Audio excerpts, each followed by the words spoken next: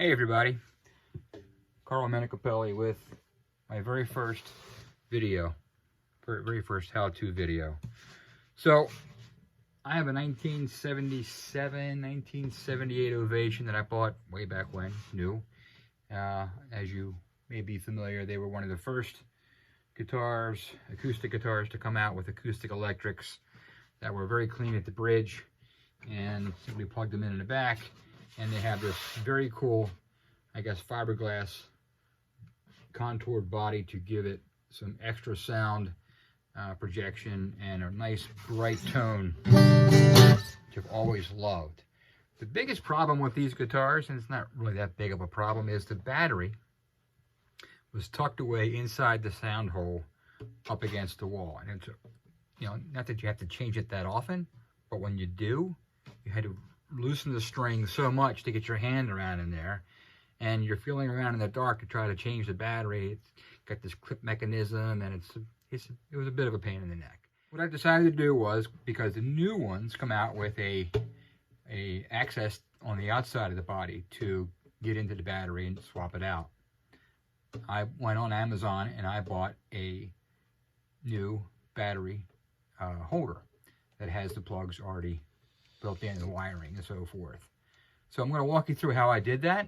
I have a series of pictures of the process, and all I needed was some masking tape, a marker, a pencil I could have used, a Dremel tool I used this little cutting bit. You could use something else. You could probably use a utility knife and take your time and get it and cut through the hole. But the first part you had to do was remove the old battery, and that was a little tougher than I thought.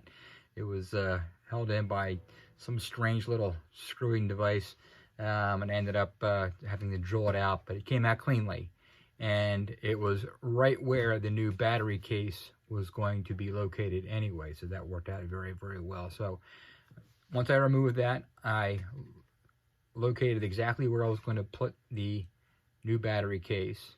I taped it up, traced it out onto the tape with a marker.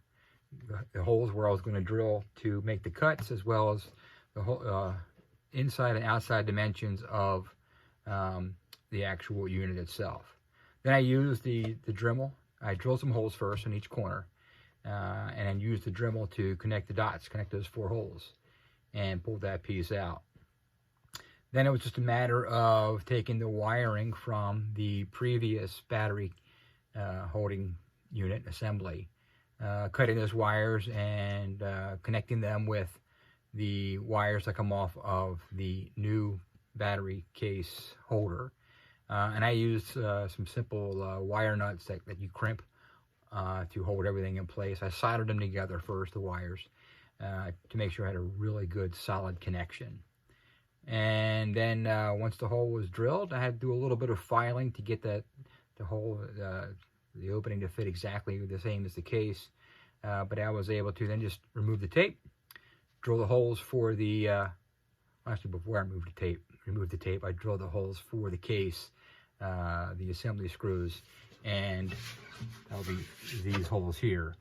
And put it inside, screwed the holes in, screwed the drill screws in, and presto, clean, beautiful. You never know that wasn't factory.